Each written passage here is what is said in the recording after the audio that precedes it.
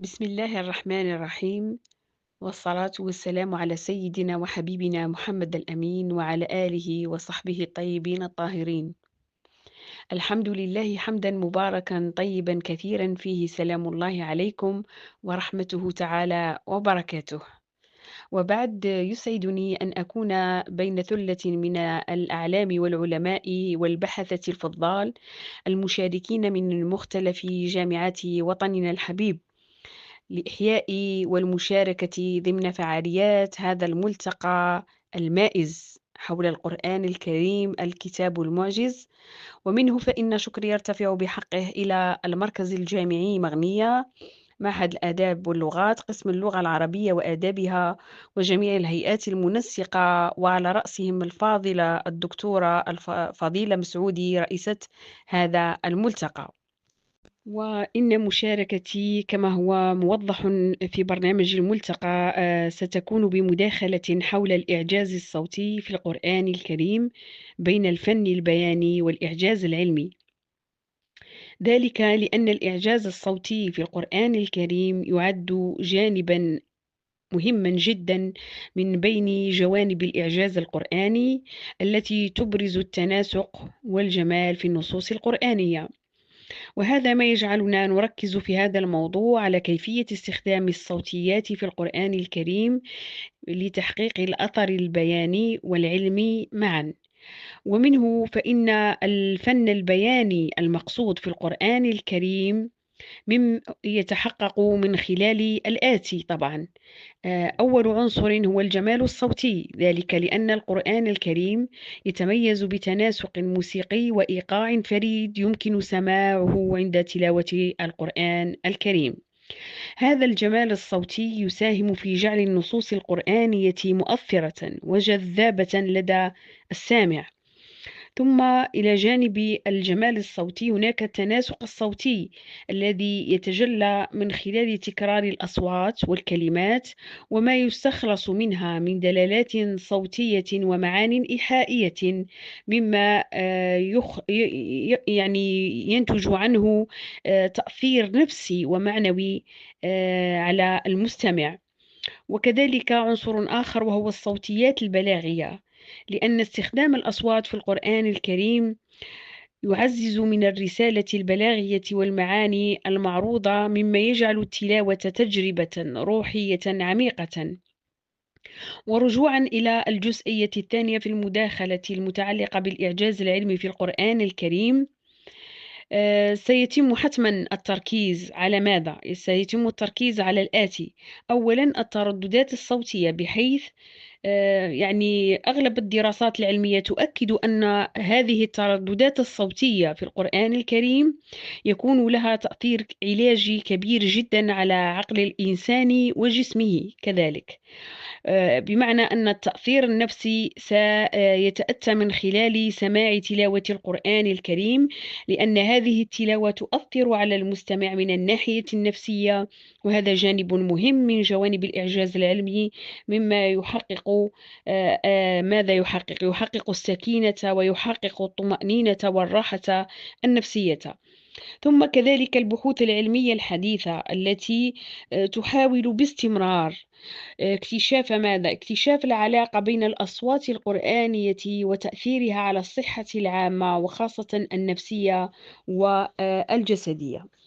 وفي حديث الصوت اللغوي في الخطاب القرآني وإعجازه العلمي بعامة والصوتي بخاصة، هناك ربط للصوت اللغوي بأشكال وتشكيلات التعبير الصوتي والقصة القرآنية وأهداف هذه القصة القرآنية وتأثيراتها من خلال ما يؤديه الناطق من تلوينات صوتية، باعتبار الصوت صورة نطقية سمعية، ولكل ناطق كل ناطق له بصمته الصوتية طبعا. وهذه البصمة هي كمية صوتية نوعية. ومنه فإن حدوث نزول الحديث عفوا عن نزول القرآن الكريم فيه الكثير من الإيحاءات الصوتية التنويعية والدلالية التي تنتج حقيقة عن الصوامت التي هي متمثلة في أصوات اللغة العربية بمخارجها وصفاتها، وكذلك عن الصوائت بتفريعاتها ووظائفها وكمياتها من خلال السياق الذي سترد فيه. وكذلك تتضح الفنية البيانية والإعجاز العلمي من خلال الإعجاز الصوتي في أغلب تقريبا صور القرآن الكريم إن لم نقل كلها. وكنموذج على ذلك في هذه الورقة البحثية أنا اخترت سورة الإخلاص والمعوذتين مجال تطبيق، لكن في حقيقة الأمر سأركز على سورة الإخلاص لضيق الوقت، والباقي كله مذكور مفصل في هذه المداخلة التي نتمنى من أصحاب الفعالية أن يتكفلوا بطبعها لكي نستفيد جميعا من هذه البحوث. قلت تطبيقي سيرتكز أساسا على صورة الإخلاص التي كذلك بدأت مثل المعوذتين بفعل الأمر قل، يعني والصورتين تحكيان وقائع طبعا تختص بالرسول عليه الصلاة والسلام، فكانتا من أحسن القصص التي ذكرت في القرآن الكريم، وقصص كثيرة أخرى كذلك.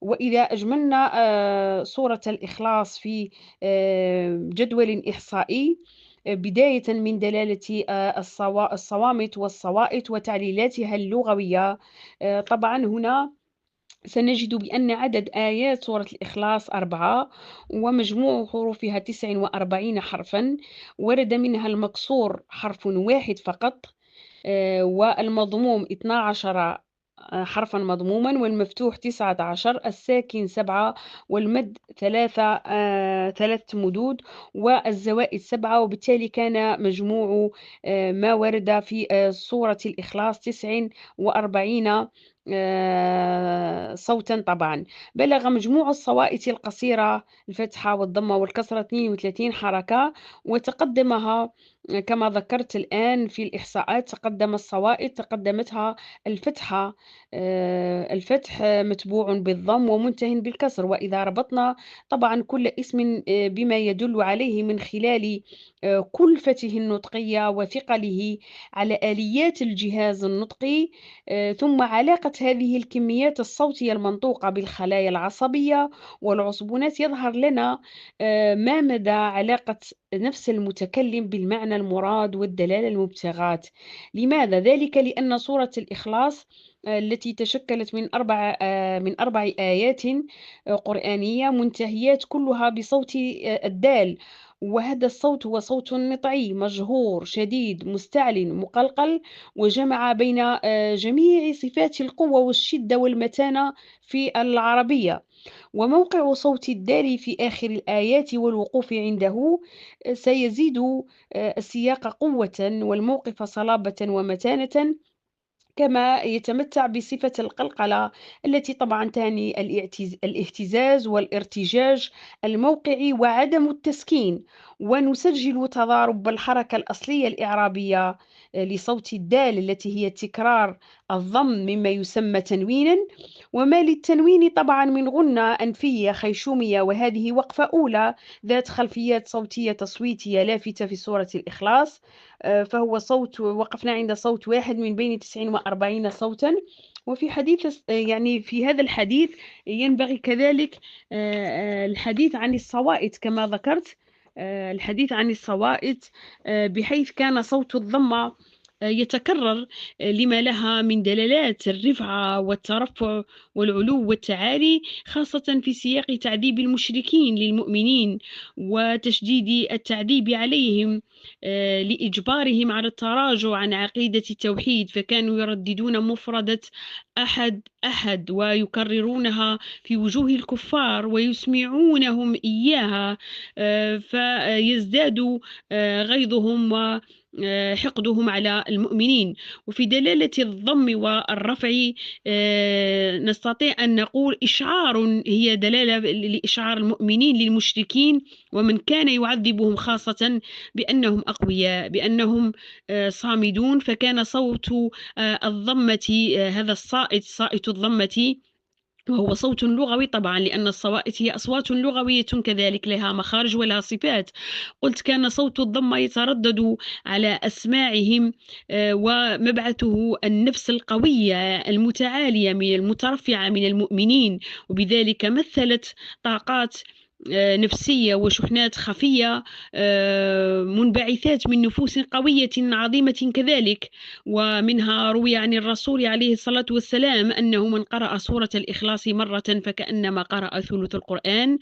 والتحليل من خلال هذا التحليل كذلك، هذا التحليل أقمناه بشكل مفصل ودقيق في حقيقة الأمر على سورة الإخلاص، وكذلك كما قلت على سورة الناس، ولاستخلاص دلالات هذا الإعجاز الصوتي. وحتى لا أطيل ختاما أقول إن الإعجاز الصوتي في القرآن الكريم بجمعه للجمال البياني والعلم الحديث يجعله موضوعا ثريا ثرا غنيا بالدراسة والبحث.